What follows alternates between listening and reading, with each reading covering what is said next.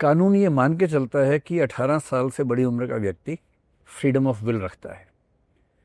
Freedom of will का मतलब है कि अगर किसी ने मुझे उकसाया तो भी मेरे पास ये ऑप्शन था कि मैं उकसावे में आऊँ या ना आऊँ। मैं आ गया, मैंने गोली चला दी, तो जिम्मेदारी तो मेरी बनती है। तो लीगली तो रिस्पॉन्सिबल वही व्यक्ति जिसने हत्या की है, उम्र कैद उसी को होगी।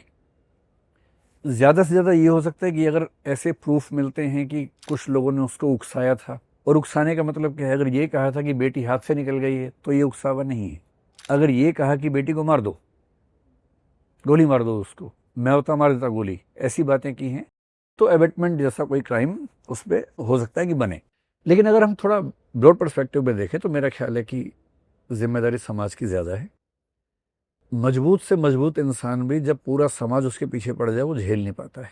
परिवार कोई नहीं झेल पाते हैं। आपके परिवार में 5 लोग हैं, बाकी चारों आपके पीछे पड़ जाए, रोज दबाव बनाए, सुबह से रात तक दबाव बनाए, कब तक आप झेल पाएंगे? एक समय के बाद अंत में आप वो कर बैठेंगे जो परिवार चाहता है आपका।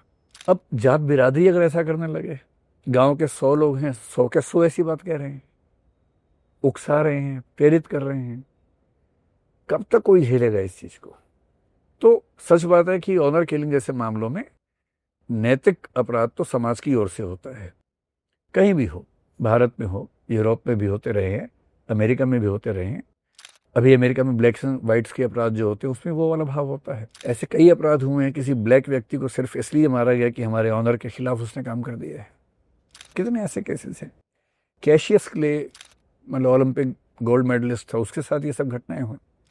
उसने अपना ओलंपिक गोल्ड मेडल फेंक दिया था नदी के अंदर इसी वजह से, नाराज होके।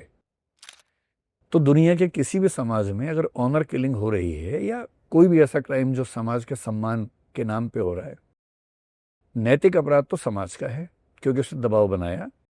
इतना दबाव कि झेलना संभव नहीं होता है।